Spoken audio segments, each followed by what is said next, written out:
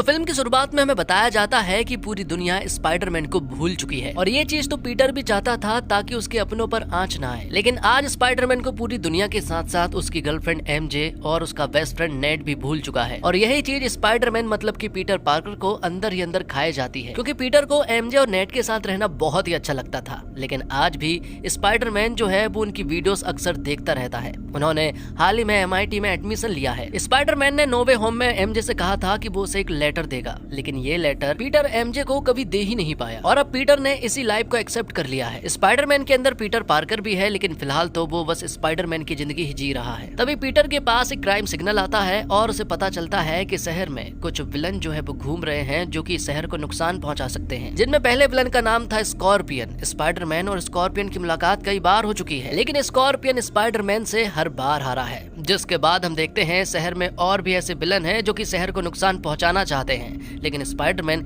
एक एक करके उन सभी लोगों को बुरी तरह से पीट कर DODC मतलब कि डिपार्टमेंट ऑफ डैमेज कंट्रोल के हवाले कर देता है, जिनमें एक निंजा की टीम भी थी जो कि बहुत खतरनाक थी। लेकिन स्पाइडरमैन ने उन लोगों से भी आसानी से सामना कर लिया था। अब स्पाइडरमैन की यही जिंदगी बन चुकी थी। वो दिन भर बुरे लोगों से लड़ता और फिर रात को MJ और नेड की वीडियोस देखता। कभी कभी पीटर को बहुत बुरा लगता, लेकिन उसका जो डिसीजन था वो बिल्कुल सही है, क्योंकि इसी वजह से उसके दोस्त और उसकी गर्लफ्रेंड सेफ रह पाएंगे। तभी पीटर के पास एक और न्यूज आती है और पता चलता है DODC का एक टैंक जो है वो डैमेज कंट्रोल हेडक्वार्टर की तरफ बढ़ रहा है। वो टैंक शहर में आतंक मचाते हुए डैमेज कंट्रोल की तरफ बढ़ रहा है, लेकिन स्पाइडरमैन उसे रोकने की पूरी कोशिश करता है। उसके अंदर कौन है यहाँ स्पाइडरमैन को तो नहीं पता है, लेकिन फिलहाल यहाँ स्पाइडरमैन किसी तरह से उस टैंक को रोकना चाहता है ताकि यहाँ के लोगों को नुकसान ना पहुँचे। और तभी हम देखते हैं कि यह एक छोटा सा ब्लास्ट होता है और अब यहाँ पर एंट्री होती है पनिशर मतलब कि फ्रैंक की। और फ्रैंक की आइडियोलॉजी बिल्कुल अलग है। ये बॉम्ब जो है वो फ्रैंक नहीं फोड़ा था। फ्रैंक का मानना ये है कि जितने भी विलन हैं उन्हें तो जान से मार देना चाहिए, लेकिन स्पाइडरमैन उन्हें बचाता है, उन्हें समझाता है और पुलिस के हवाले कर देता है। लेकिन फ्रैंक तो उन लोगों को मारने पर ही भरोसा रखता है। इसी वजह से फ्रैंक फिलहाल उसे मारने की कोशिश कर रहा था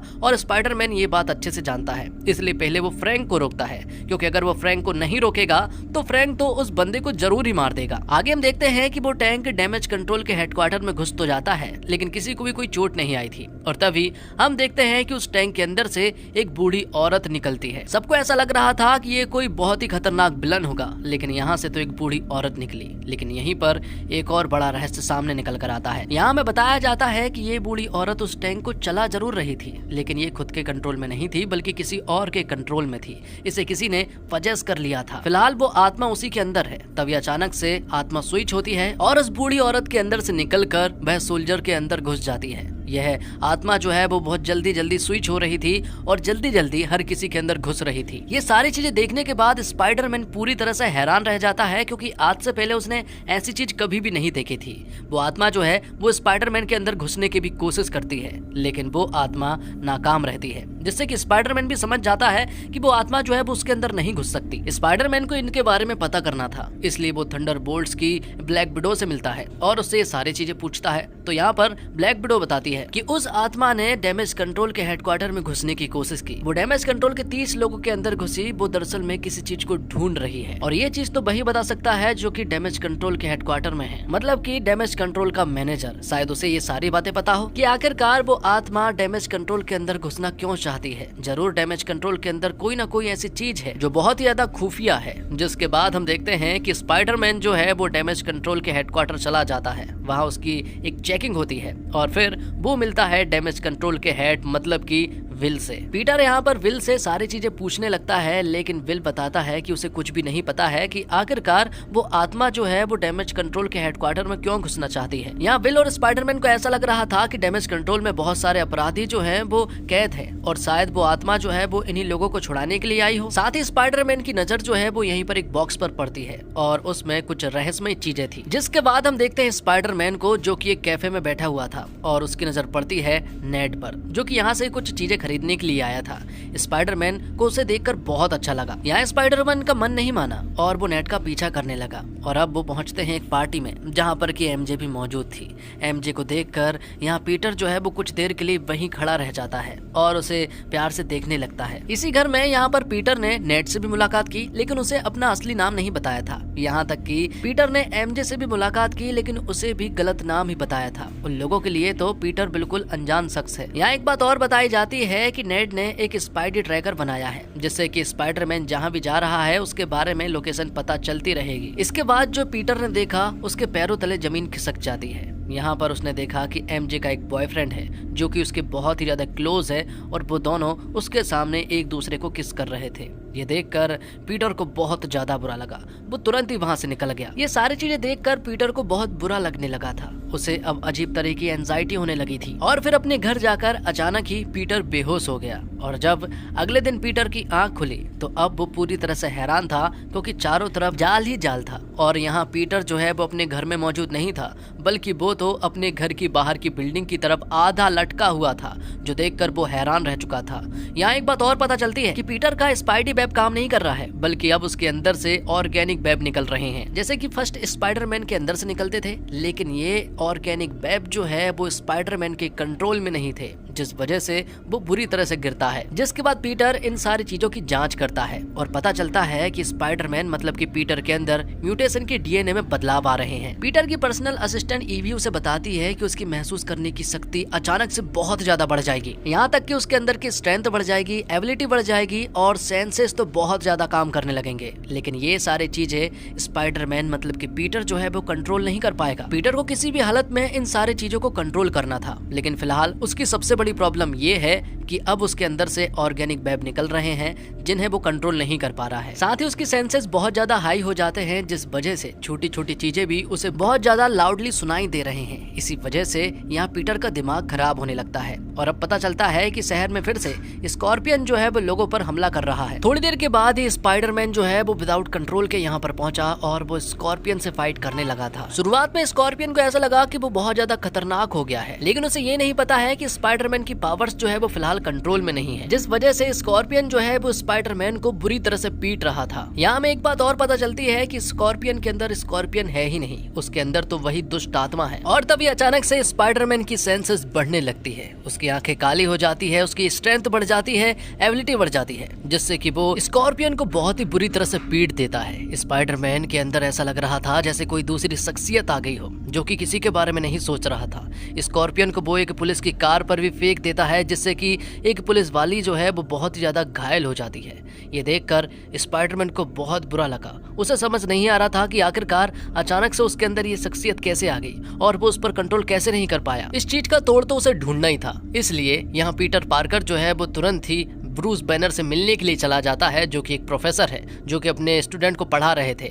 यहाँ पर पीटर उनके पास जाता है, जो कि उनका स्टूडेंट भी नहीं है, लेकिन यहाँ पीटर उनसे इनोवेटर के बारे में कुछ सवाल पूछने लगता है। ये एक ऐसा इनोवेटर है जिससे कि ब्रूस बैनर जो है वो हल्क नहीं बनता है। जब तक ये उनके हाथ में रहेगा तब तक तो वो हल्क नहीं बनेंगे। तो यहाँ पीटर उनसे डीएनए म्यूटेशन के बारे में कुछ सवाल पूछता है कि अगर वो अचानक से बदलने लगे तो क्या क्या बदलाव हो सकते हैं। पीटर उनसे कहता है कि जो हमारे डीएनए में अच्छी चीजें हैं, क्या हम सिर्फ वही चीजें रख सकते हैं। लेकिन यहाँ ब्रूस उसे समझाता है कि ऐसा नहीं कर सकते। ब्रूस उससे कहते हैं कि जिसे तुम बुरा समझ रहे हो सकता है तुम उसे समझ नहीं पाए हो, समझने के बाद हो सकता है वो अच्छी हो जाए। ये सारी चीजें जानने के बाद अब पीटर जो है वो इनोवेटर बनाने की कोशिश करने लगता है। उसने कई तरह के इनोवेटर बनाए, जिससे कि हो सकता है कि उस दूसरी शख्सियत पर काबू किया जा सके, लेकिन उसका इनोवेटर जो है वो काम नहीं कर रहा था ठीक से। जब भी वो उसे पहनता तो अचानक या तो वो बहुत ज्यादा हीट हो जाता या तो वो एक अलग तरह से काम करने लगता, जिस वजह से उसके हर ट्रायल फेल हो रहे थे। जिसके बाद हम देखते हैं कि जब स्पाइडरमैन सड़कों पर था और जब वो इनोवेटर के बारे में सोच रहा था कि तभी राह चलते कुछ लोग जो है वो यहाँ पर पीटर पार्कर से बात करने लगते हैं। पता चलता है कि इनके अंदर वही आत्मा है जो कि बार बार स्विच हो रही है और पीटर से बात कर रही है। मालूम चला है कि ये आत्मा जो है वो पीटर के बारे में जान चुकी है, जो पीटर के घर पर भी गई है और सारी चीजें जान ली है। यहाँ पर वो आत्मा पीटर से कहती है कि मैं एमजे के बारे में भी बहुत अच्छे से जानती हूँ और मैं जल्द ही उसके पास जा रही हूँ। पीटर को समझ नहीं आ रहा था कि आखिरकार ये आत्मा करना क्या चाहती है और अब इनके बीच में एक रेस होती है। पीटर जल्द से जल्द एमजे के पास पहुँचना चाहता है, लेकिन वो आत्मा लोगों के अंदर स्विच होकर आगे बढ़ रही थी, जिस वजह से वो तेजी से आगे बढ़ रही थी। तब पीटर ये जानना चाहता है कि आखिरकार वो आत्मा कितनी दूरी के लोगों को पजेस कर सकती रखती है, जिसमें पीटर की मदद उसकी पर्सनल असिस्टेंट ईवी करती है और वो बताती है 33 फीट, मतलब कि 33 फीट तक दूरी पर अगर कोई इंसान है तो वो आत्मा उसे पजेस नहीं कर पाएगी। लेकिन फिलहाल वो आत्मा जो है वो हेलीकॉप्टर के एक पायलट के अंदर घुस चुकी थी और अब वो जल्द से जल्द एमजे के पास पहुंचना चाहती है, लेकिन यहाँ पर पीटर ने उसे हवा में ही लटका दिया था और 33 फीट तक तो ऐसा कोई भी इंसान नहीं था जिससे कि वो उसे पजेस कर पाए। जिसके बाद पीटर जो है वो तुरंत ही एमजे के पास पहुंचा।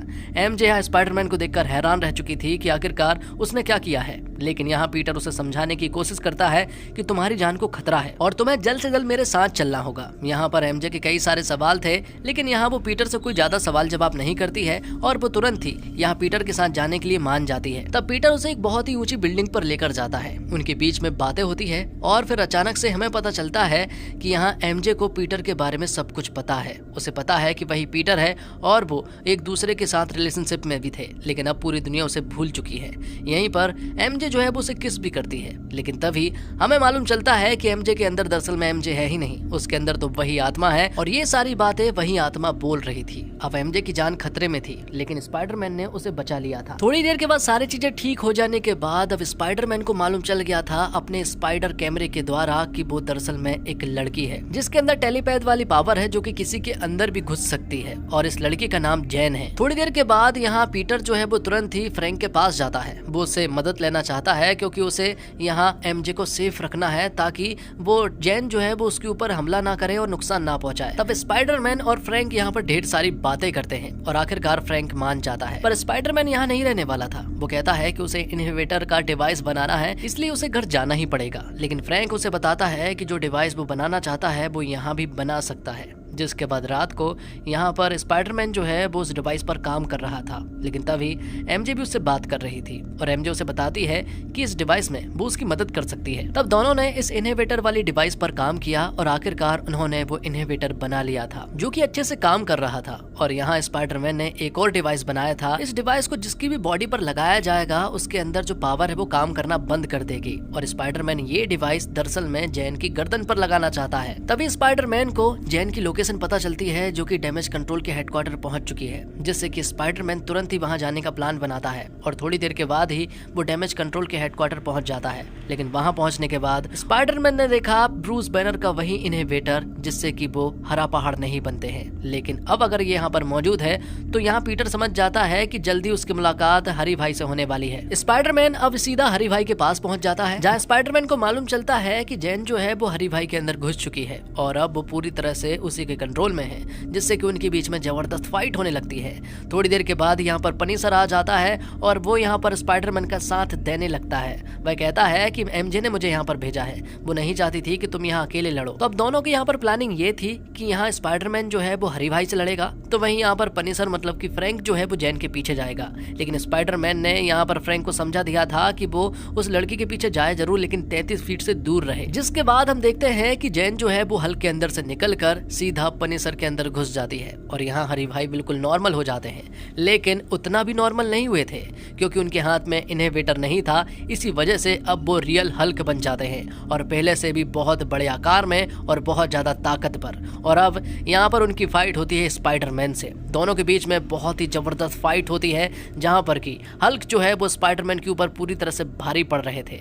लेकिन आखिर में स्पाइडरमैन ने हल्क को अपनी पहचान बताई कि वो है पीटर पार्कर, जिससे कि अब हल्क जो है वो धीरे धीरे ब्रूस बैनर बनने लगता है। दूसरी तरफ फ्रैंक जो है वो सीधा डैमेज कंट्रोल के हेडक्वार्टर के अंदर चला जाता है और वहां जाकर अब वो विल से मिलता है। विल से अब वो सारी जानकारी लेना चाहता है और उससे वीमैक्स के बारे में पूछता है, लेकिन बिल को यहाँ पर कुछ भी नहीं पता था। वो कहता है उसे कुछ भी नहीं पता है। और अब हम यहीं पर जैन को भी देख पाते हैं। जैन यहाँ सभी को मारना चाहती थी कि तभी थोड़ी देर के बाद ही स्पाइडरमैन यहाँ पहुंच जाता है और वो यहाँ जैन की गर्दन पर इनहिबिटर लगा देता है, जिससे कि उसकी पावर्स काम करना बंद कर देती है और उसे अरेस्ट कर लिया जाता है। अगले सीन में हम देखते हैं कि एमजे के हाथों वो लेटर लग जाता है जो कि स्पाइडरमैन एमजे को देने वाला था। वो सारा लेटर पढ़ने के बाद यहाँ एमजे को समझ नहीं आ रहा था कि आखिरकार ये लेटर उसने मुझे पहले क्यों नहीं दिया। पर स्पाइडरमैन के पास फिलहाल तो एमजे से बोलने के लिए कुछ भी नहीं था और तो और एमजे अब ये भी जानना चाहती है कि आखिरकार इस मास्क के पीछे कौन है। तब स्पाइडरमैन उसे अपनी शक्ल बताता है। एमजे को पता नहीं है कि पहले क्या हुआ था, लेकिन उसे ये भी पता है कि वो और नेट भी बहुत अच्छे दोस्त हैं, इसलिए वो चाहती है कि वो एक बार नेट से भी मिल ले।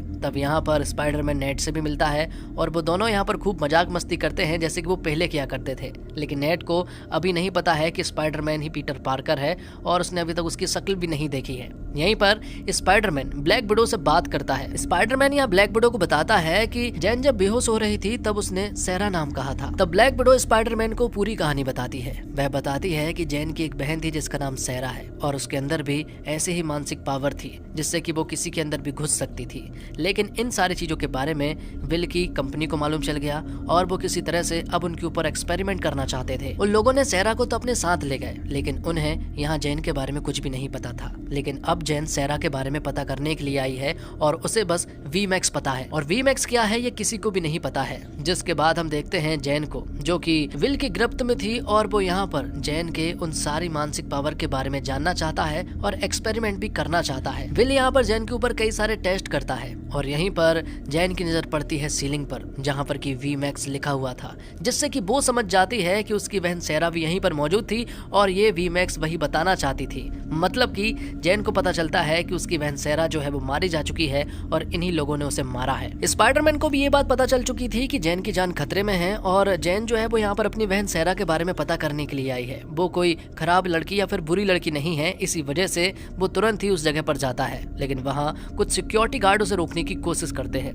तब स्पाइडरमैन उन लोगों को मजे चखाता है, जिसके बाद हम देखते हैं कि जैन को अपनी पावर्स का यूज करने का मौका मिल जाता है। लेकिन इस बार वो बहुत गुस्से में थी और जब उसने अपनी पावर को यूज किया तो 1 किलोमीटर के दायरे में जितने भी लोग थे वो सभी लोग फ्रीज हो जाते हैं। सिर्फ और सिर्फ यहाँ स्पाइडरमैन फ्रीज नहीं हुआ था, बाकी हर एक इंसान जो है वो फ्रीज हो गया था, जिनमें यहाँ पर नेड और एमजे भी शामिल थे। लेकिन ये सारी चीजें फ्रैंक दूर से देख रहा था क्योंकि वो 1 किलोमीटर के दायरे में मौजूद नहीं था। आगे हम देखते हैं कि स्पाइडरमैन अंदर घुसा और उसका सामना उन्हीं निंजास से होता है। लेकिन यहाँ जैन जो है वो इन्हीं निंजास के अंदर घुसती है और इन्हीं निंजास के द्वारा स्पाइडरमैन से बात करती है कि वो स्पाइडरमैन है या फिर पीटर पार्कर। जैन की बहन सैरा और उसके साथ जो हो रहा है उसे देखकर वो समझ जाती है कि ये दुनिया बहुत खराब है और अब वो किसी को भी नहीं छोड़ने वाली थी। इसी वजह से ये सारे निंजा जो है वो यहाँ स्पाइडरमैन पर अटैक कर देते हैं। ये बहुत सारे थे और अब स्पाइडरमैन जो है वो उनसे सामना नहीं कर पा रहा था क्योंकि उसके पास वो सारी पावर्स कंट्रोल में नहीं थी। और तभी अचानक से उसकी सेंसेस बढ़ने लगती है। स्पाइडरमैन की आंखें काली हो जाती है और ये जब भी होता है स्पाइडरमैन लोगों को चोट पहुंचाता है और किसी के बारे में भी नहीं सोचता है। लेकिन इस बार ऐसा नहीं हुआ था।